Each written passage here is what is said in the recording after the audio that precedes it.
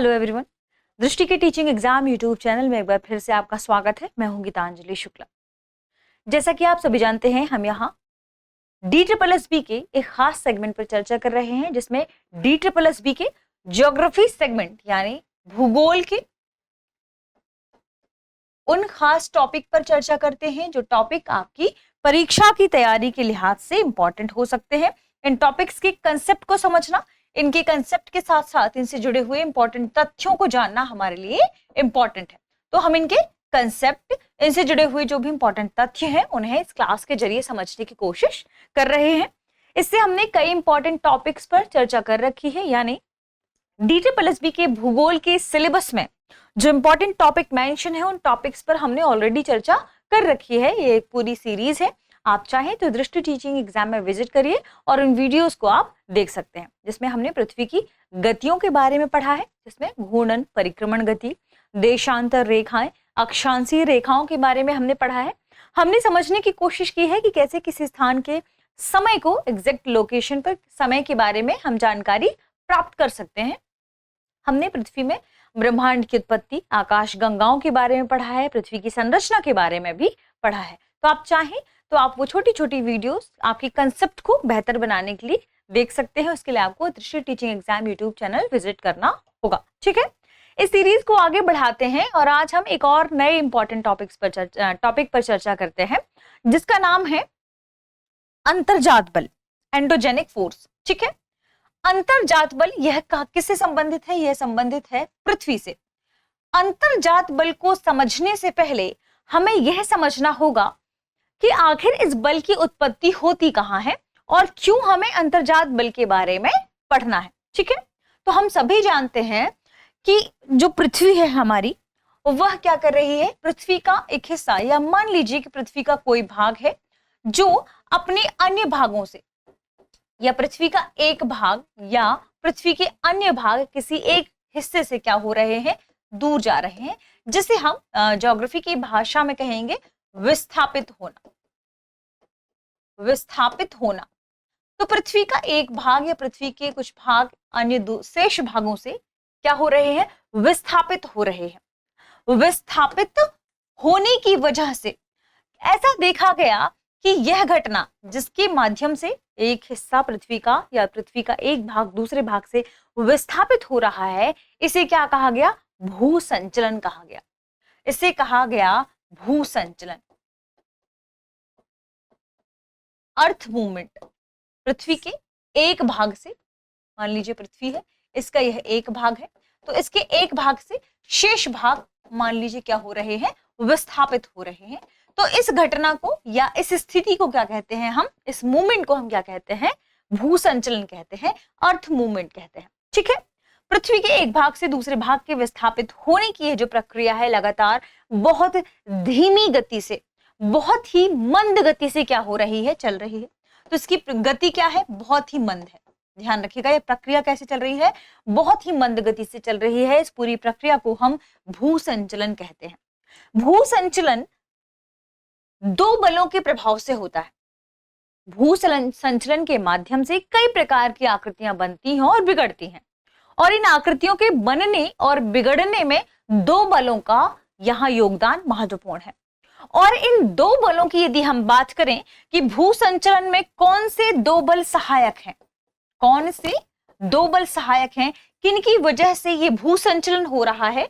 पृथ्वी के हिस्सों में आकृतियों का बनना, भू आकृतियों का बनना और भू आकृतियों का बिगड़ना, यानी भू आकृतियों का समाप्त होना, ये घटनाएं घटित हो रही हैं। ये प्रक्रम चल रहा है, किस वजह से चल रहा है? तो ये दो कारण, दो बलों की वजह से चल रहा है। इसके पीछे दो बल हैं। इसका कारण यानी भूसंचलन के कारणों की हम बात करें तो इसमें दो बल काम कर रहे हैं। पहला है अंतर्जात बल,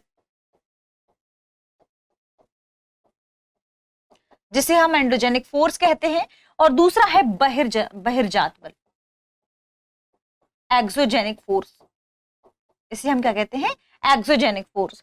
तो दो बल जो महत्वपूर्ण है, ये दो बल जो किसका कारण है? भूसंचलन का कारण है। वे दो बल हैं, एक तो अंतर्जात बल और दूसरा बहिर्जात बल, जिसमें से आज हम अंतर्जात बल के बारे में पढ़ेंगे कि आखिर एंडोजेनिक फोर्स क्या होता है। Endogenic force.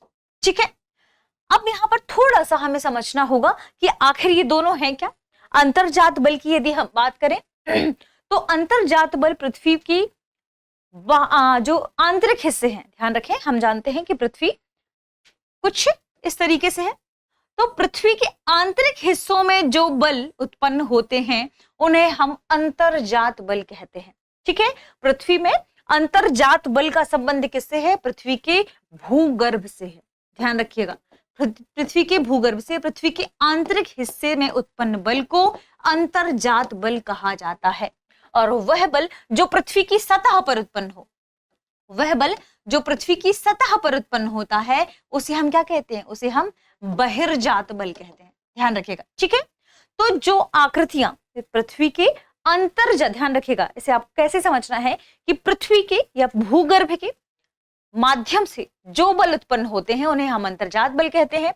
अंतर्जात बलों के माध्यम से पृथ्वी की सतह पर भू आकृतियों का निर्माण होता है। ध्यान रखिएगा, अंतर्जात बल की वजह से पृथ्वी की सतह पर भू आकृतियों का निर्माण होता है। यानी आप पृथ्वी की सतह पर जितनी भी आकृतियों का निर्माण कर देखते हैं, जिन आकृतियों के बारे में आप बात करते हैं, वे सभी किसके माध्यम से जनित होती है? अंतर्जात बल के माध्यम से जनित होती है। और अंतर्जात बल के माध्यम से पृथ्वी पर क्षैतिज और ऊर्ध्वाधर भू आकृतियां बनती हैं। ठीक है, ये हमने पढ़ा किसके बारे में? अंतर्जात बल के माध्यम से क्या होता है पृथ्वी पर, कहां भू आकृतियों का निर्माण होता है। लेकिन यहां ध्यान रखिएगा कि जो बहिर्जनित बल है, बहिर्जनित बल की वजह से जो पृथ्वी की सतह पर विषमताएं पैदा हुई हैं, विषमताएं यानी जो स्थलाकृतियों का निर्माण हुआ है ना, इन विषमताओं को समाप्त करने का कार्य, इन विषमताओं को कम करने का कार्य करता है बहिर्जात बल। यानी आप क्या कह सकते हैं कि जहां अंतर्जात बल के माध्यम से पृथ्वी की सतह पर विषमताओं का जन्म होता है, विषमताएं उत्पन्न होती हैं, वहीं बहिर्जात बल की माध्यम से या बहिर्जात बल पृथ्वी की अंतर्गत बलों द्वारा जो भूतल पर विषमताएं उत्पन्न होती हैं उनको दूर करने का कार्य करता है। उन विषमताओं को दूर करने में जो सहायक है वह बहिर्जात बल है। तो बहिर्जात बल पृथ्वी के अंतर्जात बलों द्वारा भूतल पर उत्पन्न जो विषमताएं हैं, इन विषमताओं को कम करने का, इन विषमताओं को दूर करने में सतत प्रयत्नशील रहते हैं, वे हैं बहिर्जात बल। वे हैं बहिर्जात बल जो कहां से कार्य करते हैं? जो पृथ्वी की सतह पर कार्य करते हैं। ध्यान रखिएगा, जो पृथ्वी की सतह पर कार्य करते हैं। तो आप क्या कह सकते हैं कि जो बल पृथ्वी की सतह पर जो विषमताएं हैं उन्हें दूर करने के लिए प्रयत्नशील है, वह बल क्या है? वह बल समतल स्थापक बल है। पृथ्वी की सतह को समतल करने की कोशिश कर रहा है, इस वजह से उस बल को क्या कहते हैं? बहिर्जात बल को कहते हैं समतल स्थापक बल।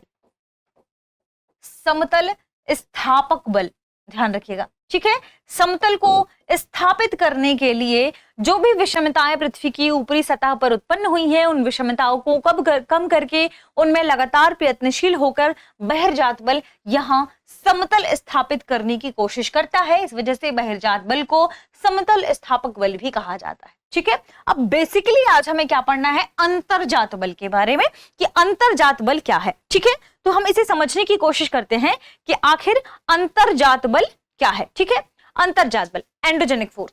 अंतर्जात बल का मतलब अभी हमने देखा कि अंतर्जात बल का संबंध किससे है? पृथ्वी के भूगर्भ से या पृथ्वी के आंतरिक हिस्से से, पृथ्वी के आंतरिक हिस्से से या पृथ्वी के आंतरिक भाग से। ठीक है, अंतर्जात बल का संबंध पृथ्वी के भूगर्भ से या पृथ्वी के आंतरिक हिस्से से है। तो पृथ्वी के आंतरिक भाग से उत्पन्न होने वाले बल को पृथ्वी के आंतरिक भाग से, इसके आगे यदि आपको डेफिनेशन लिखना हो तो पृथ्वी के आंतरिक भाग से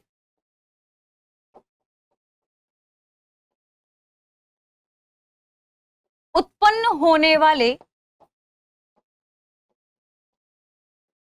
बल को,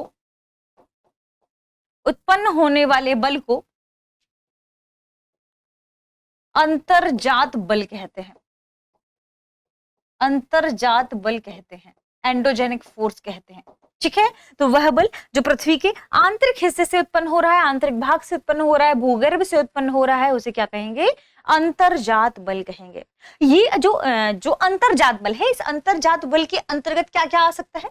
पृथ्वी के आंतरिक हिस्से से तनाव उत्पन्न हो सकता है, बाहरी धरातल पर तनाव मीन्स टेंशन, ठीक है। तो क्या उत्पन्न हो सकता है? तनाव उत्पन्न हो सकता है।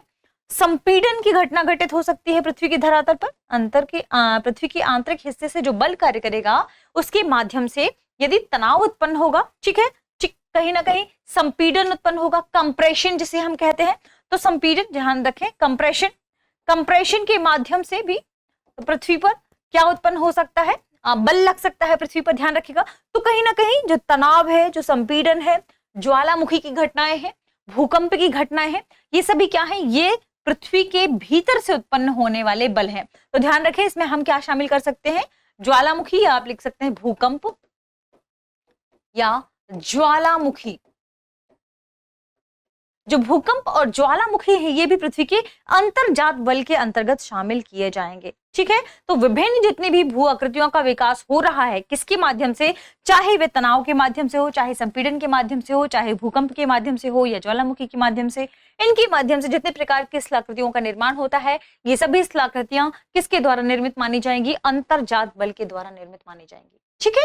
तो ध्यान क्या रखना है कि ये सभी इनके माध्यम से जो स्थलाकृतियां बन रही हैं वे बनती है अंतर्जात बल के माध्यम से। और पृथ्वी में जो अंतर्जात बल है, ध्यान रखिएगा, वह दो तरीके का होता है, ठीक है। अंतर्जात बल, पृथ्वी के आंतरिक हिस्से से लगने वाला जो बल है वह दो तरीके का है। क्या क्या है इसे हम समझने की कोशिश करते हैं। पहला है पटल विरूपणी बल, ध्यान रखिएगा, यानी अंतर्जात बल के माध्यम से अंदर जो पृथ्वी का बल है उसके माध्यम से पटल में, पृथ्वी की जो भू सतह है, पटल है, उसमें क्या होता है? विरूपण होता है, ठीक है। तो इसे हम क्या कहेंगे? पटल विरूपणी बल, विरूपणी बल या पटल विरूपणी संचलन कह सकते हैं आप इसे। जो अंतर्जात बल है, एंडोजेनिक फोर्स है, यह दो हिस्सों में डिवाइड है। यह पृथ्वी पर दो हिस्सों में आकृतियों का निर्माण करता है। पहला पटल विरूपणी बल। पटल विरूपणी बल के लिए आपको एक छोटा सा शब्द ध्यान रखना है, महाद्वीप। क्यों? क्योंकि कहीं ना कहीं पटल के विरूपित होने से, क्योंकि बहुत एक पटल का विरूपण होना मतलब क्या समझिए? पृथ्वी की जो धरातल है, मान लीजिए पृथ्वी में जो भाग हैं, जो हिस्से हैं, स्थल स्वरूप है, उन स्थल स्वरूपों में धीरे धीरे अंतर आ रहा है। धीरे धीरे उनके बीच की जो गति है वह भी बीच का जो हिस्सा है वह डिवाइड हो रहा है। कहीं ना कहीं उनमें अंतर देखने को मिल रहा है, मतलब ये मंद गति से कार्य कर रहे हैं। तो आपको क्या ध्यान रखना है पटल विरूपणी बल के बारे में कि ये बहुत मंद गति से कार्य करते हैं। तो मंद गति से होने वाले संचलन को आप पटल विरूपणी संचलन कहते हैं। तो इसके लिए जो शब्द आपको याद रखना है, कुछ इंपॉर्टेंट शब्द है। सबसे पहले मंद गति से, ये संचलन किस गति से होता है? मंद गति से होने वाला संचलन, ठीक है। इसे हम कहेंगे पटल विरूपणी संचलन। क्या है ये? मंद गति से होने वाला संचलन है। और जहां ये गति क्या है? मंद है, इसका मतलब ये क्या है? हजारों लाखों वर्षों में आपको ये प्रभाव देखने को मिलेगा। मतलब इतनी मंद गति से पटल विरूपणी संचलन होता है कि इससे होने वाला जो प्रभाव आपको देखने मिलेगा धरातल में या स्थल स्वरूप में, वह सैकड़ों हजारों वर्षों के बाद देखने को मिलेगा। यानी इससे होने वाला परिवर्तन आपको सैकड़ों और हजारों वर्षों बाद देखने को मिलेगा। हजारों वर्षों के बाद देखने को मिलेगा। स्थल स्वरूप में जो भी परिवर्तन आएगा, किसी भी प्लेस की बात कर रहे हैं, ध्यान रखिएगा, चाहे कितना भी विशाल स्थल स्वरूप हो, उसका जो भी निर्माण होगा पटल विरूपणी संचलन की वजह से, वह आपको सैकड़ों हजारों वर्षों के बाद देखने को मिलेगा। तो कहीं ना कहीं यह मंद गति से होने वाला संचलन है। और इसके प्रभाव की बात करें तो सैकड़ों हजारों वर्षों के बाद इसका प्रभाव देखने को मिलता है, ठीक है। तो ये क्या था? ये था पटल विरूपणी संचलन। ध्यान रखिएगा, पटल विरूपणी संचलन भी दो प्रकार का होता है कि कहां किस, मान लीजिए जो संचलन है उसमें जो उसकी जो दिशा है वह ऊर्ध्वाधर है, ठीक है। ध्यान रखिएगा, पटल विरूपणी संचलन में यदि दिशा ऊर्ध्वाधर है, इसे हम महादेश जनक संचलन कहते हैं। और यदि पटल विरूपणी संचलन में दिशा क्षैतिज है, ध्यान रखिएगा, क्षैतिज, जब यह विरूपण दो तरीके से होगा। पहला तो मान लीजिए ऊर्ध्वाधर हो रहा है, इसे हम डिटेल से अगली वीडियो में भी कवर कर लेंगे ताकि आप इसे ठीक से समझ पाएंगे। ठीक है, तो अभी आप समझने के लिए ध्यान रखिए, यदि संचलन होने वाली दिशा ऊर्ध्वाधर है तो हम इसे महादेशजनक संचलन कहेंगे, महादेशजनक संचलन कहेंगे। और यदि होने वाला या पटल विरूपणी में होने वाला जो संचलन है वह यदि क्षैतिज है, ध्यान रखें, यदि संचलन क्षैतिज है, क्षैतिज है तो इसे हम कहेंगे पर्वत निर्माणकारी संचलन, पर्वत निर्माणकारी संचलन।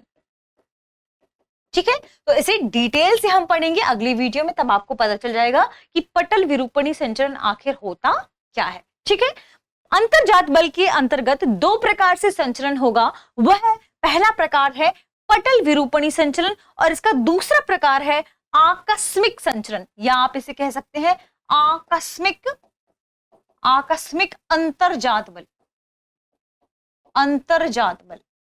अब देखिए, अंतर्जात बल दो प्रकार का, पटल विरूपणी बल और आकस्मिक संचलन। ठीक है, या आकस्मिक अंतर्जात बल।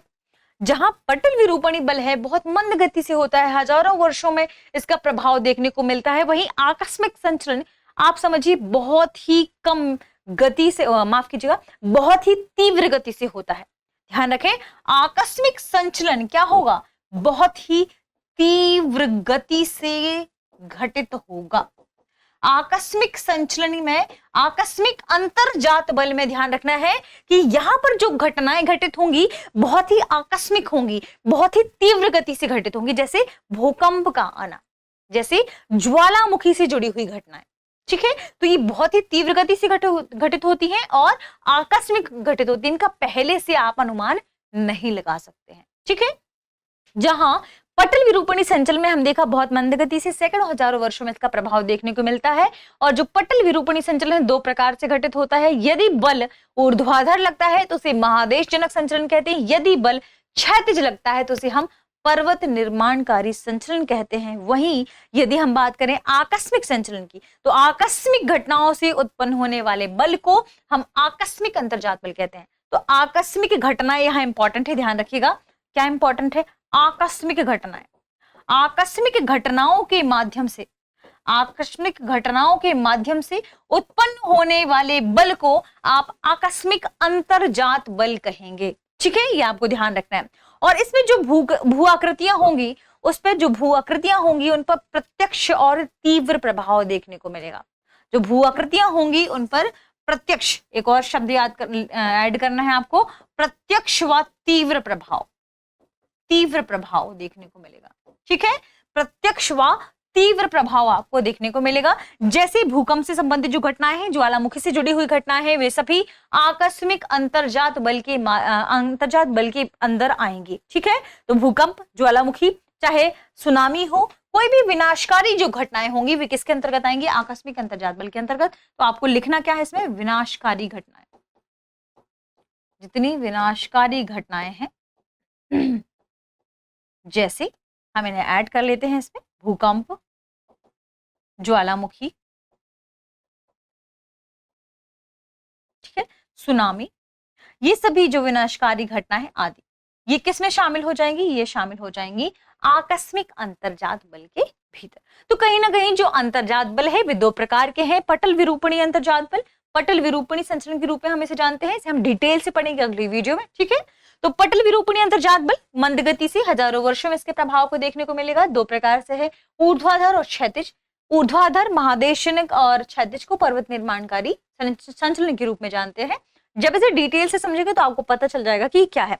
आकस्मिक अंतर्जात बल की बात करें तो यह वे विनाशकारी घटनाएं जैसे भूकंप, ज्वालामुखी, इनके भीतर जो भी घटित होते हैं या इस पे जो बल कार्य करता है, यानी कोई भी विनाशकारी घटना हो, भूकंप है, ज्वालामुखी है, सुनामी है, ये जिस बल की वजह से आते हैं, पृथ्वी के आंतरिक जिस बल की वजह से आते हैं, उन्हें ही हम आकस्मिक अंतर्जात बल कहते हैं। ठीक है, उन्हें ही हम आकस्मिक अंतर्जात बल कहते हैं, जिसे हम कह सकते हैं सडन एंडोजेनिक फोर्स। सडन मतलब आकस्मिक होने वाली घटना। ठीक है, तो ध्यान रखिएगा, प्रत्यक्ष और तीव्र प्रभाव इसमें देखने को मिलता है और ये सभी क्या है, आकस्मिक घटनाएं हैं, तो आप इन्हें ध्यान रखें। आप देखिएगा जो हमारे आसपास जितने जो भ्रंश का निर्माण होता है, ठीक है, एग्जाम्पल के रूप में ध्यान रखें, भ्रंश, आप जो सबसे आसानी से देख पाएंगे, लावा पठार, ये जो स्थलाकृतियां बनती हैं ये आकस्मिक अंतर्जात बल के माध्यम से बनती हैं। तो आपने भ्रंश देखा होगा, आपने लावा पठार देखे होंगे, बैथोलिथ देखे होंगे आपने कहीं ना कहीं, ठीक है। तो जो सिल आपने देखा होगा, सिल,